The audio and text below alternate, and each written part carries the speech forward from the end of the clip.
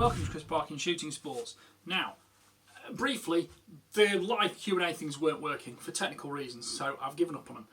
What we are doing is I'm going to do a weekly or maybe fortnightly question and answer session. I'm going to answer most of the questions, or certainly the interesting ones that have been posted on my videos over the last week or so. So, to get straight to it, I'll give this about, 20, 30 minutes maybe, see how we get on, see how quickly I go hoarse.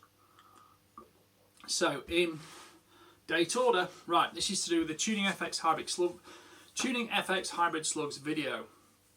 Hi Chris, you said you turned the barrel 90 degrees, I think you meant 180 degrees. Best regards from Austria, from Amun Ra 1. Surely from Egypt, if with that name. Yes, I did, slip of the tongue, yes, it's 180 degrees to go from slugs to pellets, or pellets to slugs. Right, next one, mounting Element Optics Rifle Scope CZ457 rimfire, tips and hints.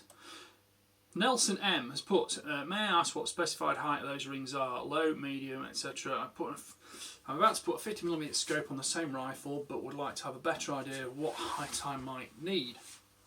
I would think they're probably medium or high. You really got to try that, because medium high is not anything, it's not a correct dimension really to state or quote, because different companies measure them in different ways, different mounting systems. So you'll have to try them, but I suspect if you start with medium, you might need high, who knows. Take the gun to the gun shop with you and try them out. Right, George Fresson has commented on the Accuracy International ATX unboxing the other day. I can't wait to get my hands on one. Sadly, Hampshire Firearms Department are a little slow in getting variations done. Very much looking forward to seeing you for review. Thank you very much. When might we get to see it?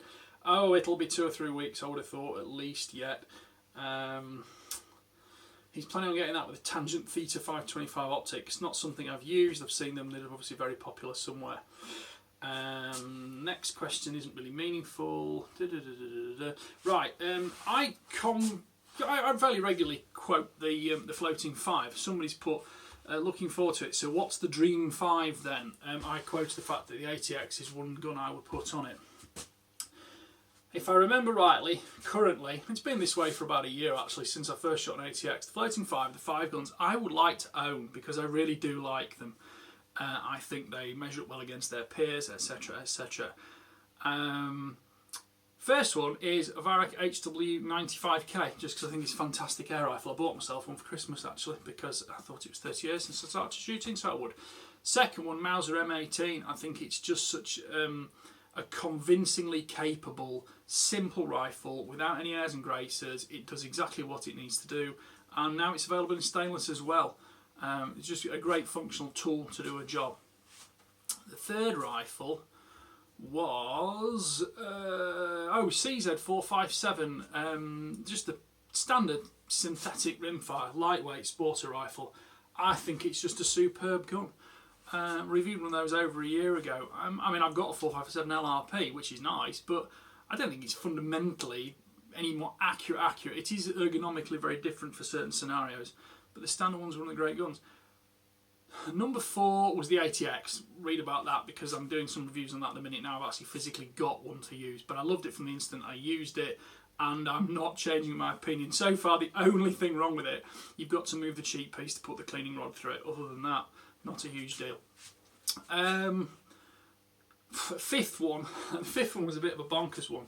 There's no real good reason for owning it whatsoever, just the fact I loved the rifle. It was the Blaser K95 Ultimate Carbon. It was light, delicate, single shot, totally unusual, quite unique. It was just a fundamentally beautiful gun to shoot and to use. Mechanically, it was sublime. It was accurate, it was consistent. It was so light and handy to carry when hunting. It brings you back to that ethos if you've just got one shot, so make it count. Did a few videos on those, went hunting with them, etc. Right, someone called John Smith is complaining about Ruger. Not my problem, that's his problem to take up with Ruger. I don't have a problem with Ruger. Right, Accuracy International ATX, how heavy is the rifle? Someone actually answered that for me, 13 pounds or 9.5 kilos. Right, David Walworth's put an interesting question here, again on the ATX thread, but it's not specifically to do with an ATX. Ever since my first scoped rifle in 1960, I've tried to mount the scope as low and close to the bore as possible, whilst maintaining a safe distance between the objective and the barrel. Am I being too fussy? Well, essentially, not really, no, but things have changed a bit. Back then, cheek pieces on rifles were very low, they were set up for iron sights, and you wanted to get the scope down as low as possible because it was mimicking as best possible the ergonomic position of where your head was for the iron sights on the cheek piece. Perhaps what spurred this on is a couple of people commented on the ATX and said, why is the scope so high? It looks really stupid. Well, there sort of is a reason for that from an ergonomic perspective. If you keep the bore line as close to the recoil line as possible, there's less muzzle flip. So by lowering the barrel, and effectively, you know, the space between your cheek and your head can't really change that much, can it? So by dropping the barrel down, it brings it into the recoil line with your shoulder. And of course that means that the scope has to be generally a little bit more spaced above the barrel. Cheek piece, etc. has got more space, you've got more space to the bolt. So it's a big change in ergonomics overall. But it does have fundamentally useful factors, especially in a rifle that's going to be shot, let's say, in a non-dynamic, non-hunting environment, perhaps more of a precision environment, sniping environments, etc. like that, where there's perhaps a little bit more time to set up the rifle and you're less likely to be shooting it from an unsupported position. There are no rules to anything, but that's the general feeling towards why scope height close to the bore. There are also things about ballistics that people get very worked up over. There are some benefits to having it high and some benefits to having it low, but generally when we started out with air rifles we wanted to mount the scope as low as possible over where the iron sights have been as close as possible, and that's kind of stuck through time with sporting rifles and all sorts.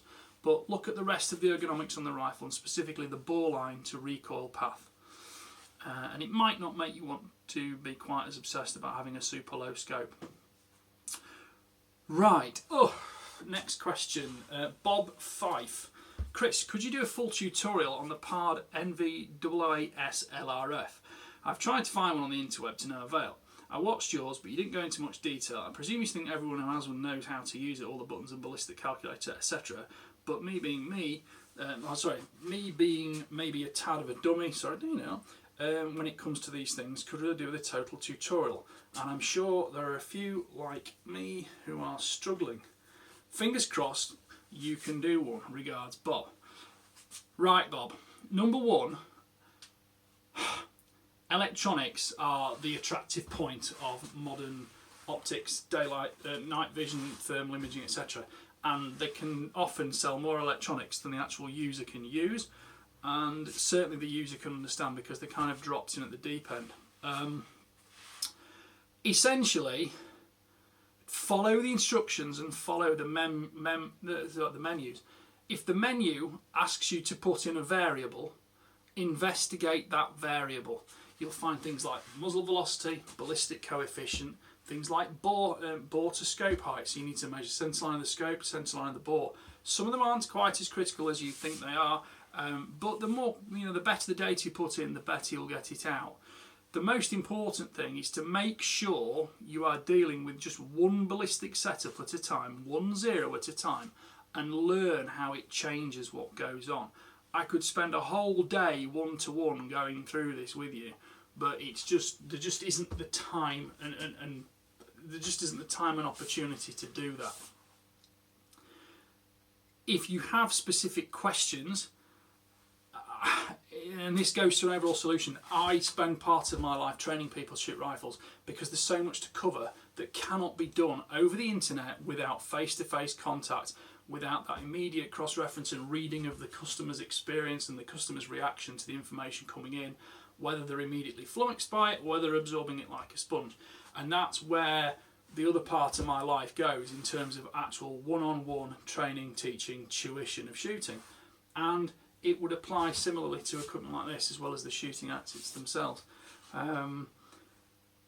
But essentially, it's more than you'll learn in one day. If you don't have a fundamental knowledge of some of the basics and all the ballistic calculations and methods and why things like ballistic coefficient matter and why muzzle velocity matters and how it can change the shape of ballistic curves and this, that and the other, it's not something you can, you have to learn to walk before you can run. So learn to use the scope first for night vision, for daylight, then start to experiment with the rangefinder, then start to experiment with the ballistic inputs into and out of that. And don't be afraid to get everything else in a target controlled environment as precise as you can, as repeatable as you can, before trying to measure other variables and experiment with other alterations. I'm kind of not here directly to teach you. I'm kind of here to teach you how to learn, because there's so much more to learn in shooting than one lesson will ever provide. Someone else said happy birthday for next week. Thank you very much. I don't think I'll be buying an ATX quite yet, but it's a nice dream. Right, Schmeiser SP15 LMR, great video. Use this video to get one before I order mine. What sound moderator are you using in this video? I think it was a DPT, because if memory serves, it was a half-inch UNEF, which is that 24 tooth per inch? But yeah, it's a DPT if that's the case. Here we go, back to the thing, Accuracy International ATX. Steve William put, aesthetically, I do not like the scope mounted so high, also more prone to be knocked. Well, simply, I don't find hammers particularly attractive, but they do knock nails in extremely well. So the question is, are you buying a gun for aesthetic looks, or are you buying a gun purely for functional purpose? That is a gun which has been designed purely for functional purpose, with aesthetics as we might as well, since we have to anyway. It's not been designed to be as beautiful as a grade 8 walnut stock.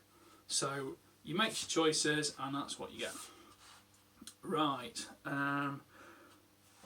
Scully Tube. This is raw footage from the Trigger Cam 2.1. Has the same problem as NV does. Zooming in a first focal plane and second focal plane scope, you generally need to refocus focal length set correctly or close.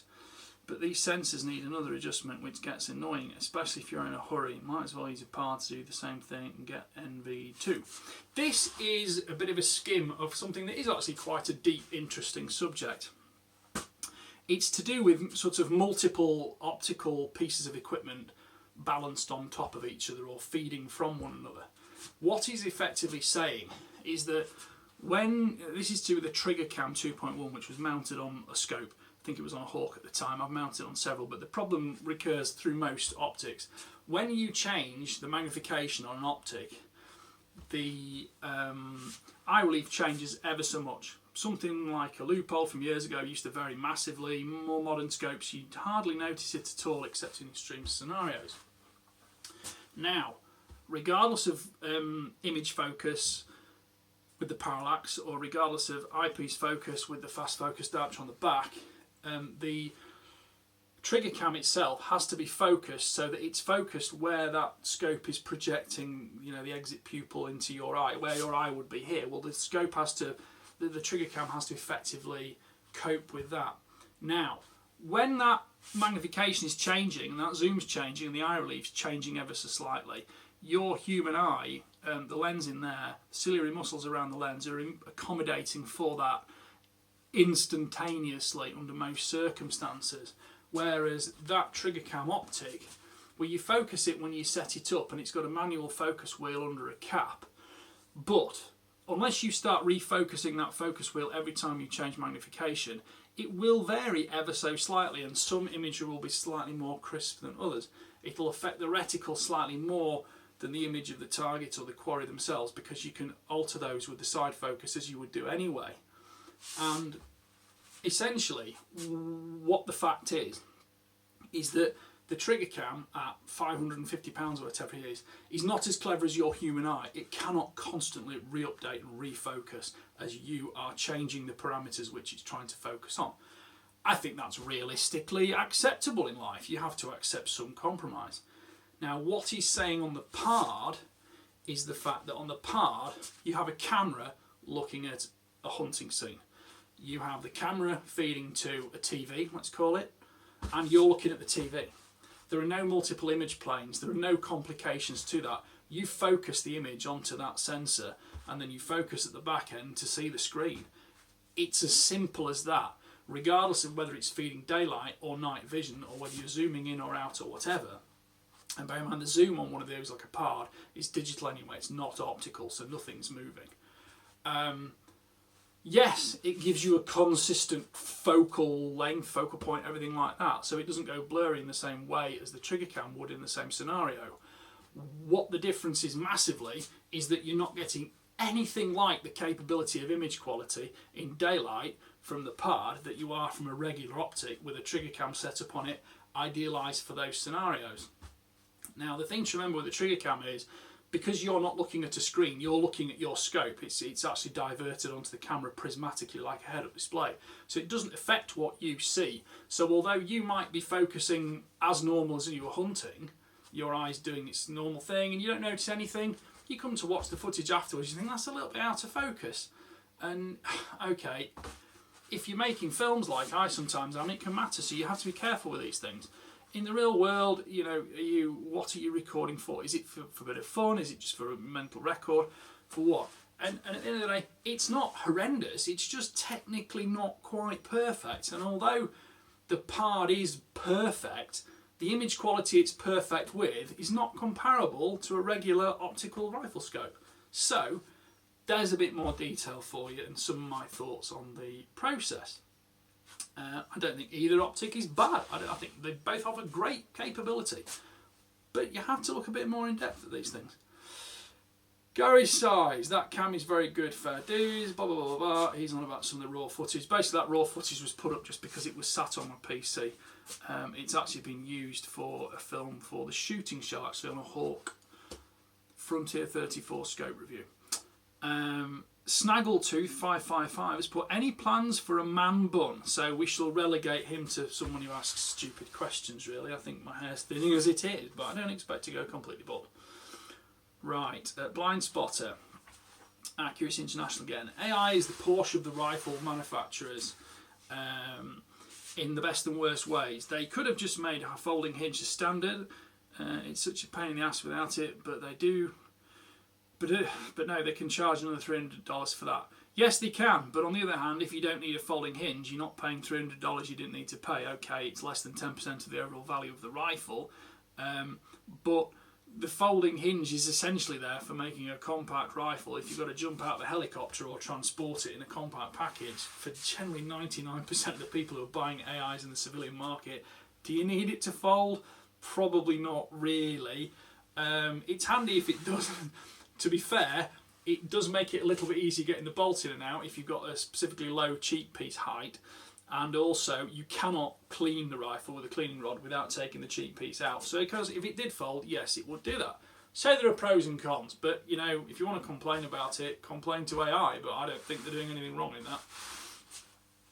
Kevin Martin has put, Chris, the battery powered torque wrench, where can that be purchased from? It's not a torque wrench, it's just a very inexpensive electrical screwdriver or electric battery powered screwdriver from B&Q. It costs about £20, and when I'm taking hundreds of T15 torque screws in and out of scope mounts all day, sometimes I get a little bit tired of doing it with a manual tool, but I still use a torque wrench for fully tensioning them. The electric ones are quite handy because it's got 5 torque settings on it. So if I leave it on number 1, I can just ping screws in it, just go drr, drr, drr, and I know they're just fingertip tight, there's nothing worrisome about it, and then I can actually use a proper torque wrench. Right, Daryl Griffiths, Accuracy International ATX again. Right, that looks like a hell of a long forend, must be as steady as a rock. It is. I wish I could get a chassis for my CZ455 LR that maximised the wheelbase, as you put it, for bench comps at the club, that wasn't twice as much as the gun is worth. Birthday or not, that would cost me a fortune, as divorce ain't cheap. Love the non-ball review. Keep them coming, dude. No problem. Well, I've already got divorced, so that's done and dusted. The super long forends to extend the wheelbase, as I nicknamed it years ago, yes, they are very good, and the rifle is extremely stable. I took the AI to one of my shooting benches on one of the farms. I shoot from loads of places, but I took it to one of them, and I thought, wow, I'm going to need a bigger bench for this one, because the feet were literally about to drop off the front, and I was kind of reclining back to make sure that the gun had enough space. But you know, some benches are bigger than others. It's not necessarily what the gun's specifically designed for, but of course that long forend does give it that massive amount of stability, and if you're using it on barricades or support bags, things like that, it just gives you so much more scope for movement. And of course, if you want to put lots of accessory weights and things on it, you've got space to put them on and control point of balance. So it is what it is. I think it's a great rifle. Personally, if I don't shoot PRS. I've no competitive desire left in the shooting world after doing it myself 20 years ago. But were I to pick something I would change on an ATX as generally a field and precision rifle for maybe steel shooting and not PRS, whatever, I'd probably go a slightly lighter barrel just to reduce a little bit of the weight of the gun. But I don't think it's a huge downside. So David Huber's put, is this a nature film or a shooting video? Well, it's a shooting video, but you just didn't get any shots on it. So if you want to go and do that, you could always go hunting yourself because the video is used elsewhere. Ironically, there's a nice bit of a fox on it, and the fox was so close to dark. I was reviewing a daylight scope. The fox was so close to dark. By the time we got it in close enough, we had to switch rifles anyway to shoot it with a night vision scoped rifle. And as I said to David Huber, hares are out of season for sale at the moment. You can shoot them and you can self-consume, but you can't sell them. And it happens that I am not shooting them through choice anyway at the moment because they have young leverets, and I have no desire to shoot them at the moment. Right, Daryl Griffiths has put, that looks like one awesome permission. The hair, he's on about the raw footage of the trigger cam again. Yeah, the hairs just have gone bonkers there. We easily see 20 a night, and 3 years ago we saw 1 or 2, maybe 3, and now we're seeing 20 a night. So, you know, great for the hares. Nobody really shoots them much, there's no great need to, and I take one for the pot every now and again because I quite like hares, as do some of my friends. Right, David Levine, hi Chris, do you think you could do a detailed video around ballistic data and how you gather it? I'm picking up CZ LRP, he's on about this is just a general question, he's put it on the ATX, but he's thinking about picking up CZ LRP and the desire to learn shooting long range.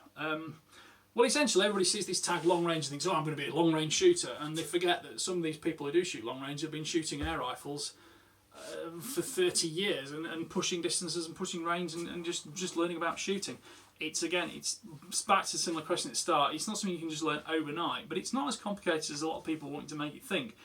Go out, get your muzzle velocity, get your ballistic coefficient, program them into some software, and start shooting and save targets with safe backgrounds and start learning.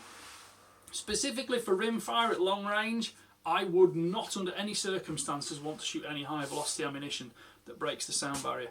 It's all very well if you want to shoot high velocity at close range where it's giving you more cycling efficiency through a semi-auto rifle, but at longer ranges that velocity diminishes and it goes back through the transonic and through the subsonic flight envelope, and it can squirrel things around a little bit. And when you start doing more of the rimfire stuff, you'll actually find that you'll get crackers some days and not others, and it's down to the air temperature because the speed of the sound changes with air temperature.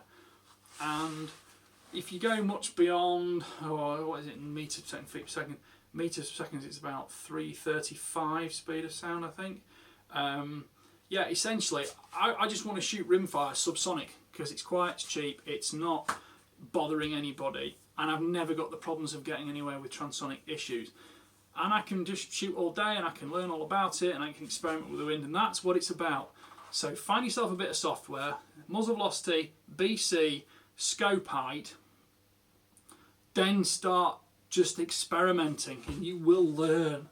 As I said to the previous guy, pick one variable each time you go shooting and experiment with it and see how it changes doing things. So if you put your BC artificially high or artificially low, it'll change the shape of the curve. If you, same with your muzzle velocity, things like that. Change them around, see what it's doing, and record your data, because people used to have data on previous engagement. Before we had all these multiple electronic solutions for finding ballistics out, we used to just go out, make adjustments, see where stuff was hitting, and note it down so that the next time we had a similar shot in a similar scenario, we could make the same adjustment. Especially with regarding wind and weather, of course, changing too. That's all part of your dope. And I'm not calling anybody a dope. Data on previous engagement. Right. Is that getting a few of the comments? A few people thanking me for the reviews. No problem. Thank you. What make was your tripod, please? That was on an FX air rifle video. That was a Sunway photo. I think that was the lightweight one that came from Sporting Services. Those are £399. I love that Sunway photo tripod. I use it 2 or 3 nights a week when I go out ratting. The heavier one, or the larger one, which still isn't particularly heavy, is even better for the big precision rifles. They do have a quick release locking ball head though. They're not fluid heads, and some people do prefer a fluid head. And in certain scenarios a fluid head is good, but keeps the price down quite a lot if you don't go for a fluid head. And there's no point having a rubbish fluid head. You might as well just have a quick release locking ball head. Right. How often do you clean rifles? When I need to. If they've been badly dirted, if they've been wet or muddy or dropped or anything like that, I will clean them religiously. If I'm not going to be using them for a long time, I will clean them religiously, and I will also thoroughly lubricate and set up for storage. If I go foxing tonight and I come home and it's 15 degrees and I'm going foxing in 3 days time and it's 15 degrees, I won't do anything to the rifle as long as it's not got wet, damaged or bothered. I will take the moderator off every time though. That is the one golden rule. Apart from on rimfires, but centerfires, always take the moderator off. I tend to leave them with the bolt out, bolt open, make sure air can flow through. The thing I also definitely avoid, going out foxing at night again, if it's really cold, when I come in the house, well, there's no way around it. I've either got to wait for the gun to warm up and dry it because it will be wet through, or store it in a temperature controlled armoury which is not causing that condensation to form. Right, tuning FX hybrid slugs. Simon 6PPC, who I believe is someone who's quite knowledgeable about stuff, and I'm quite complimented by the fact he's complimented me, so thank you, Simon. Nice one, Chris. You were so right about folk who keep the picture of one old group and claim their rifle does it every time. Good video. Thank you very much, Simon. That's appreciated. Someone else put, can I have your Impact M3? No, because it's not mine anyway.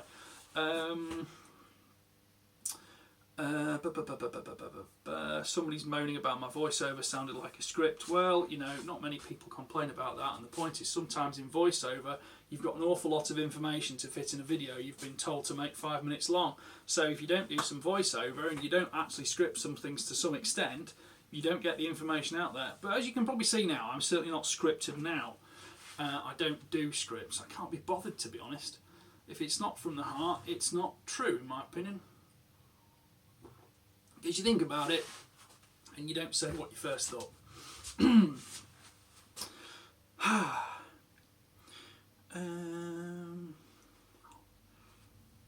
Someone's put tuning the FX hybrid slugs and FX impact. It's a video okay, but it skips over a lot of details. It does skip over some of the details, you are correct. But there's, like I say, I get paid or earn X amount of money for the amount of video I make, and you have to make some hard choices sometimes on what you will and won't include. The point is, with tuning an FX air rifle, everyone's going to tune slightly differently because you've got temperature, pressure variables, you've got all sorts of variables like ammunition, environment, the lot. You have to learn to tune your own gun. This is just a little bit of a teaser, a little bit of a taster to encourage you to start doing it, because it's not a terrifying factor, and making sure you've got full control over what's going on with it and you're adhering to the law.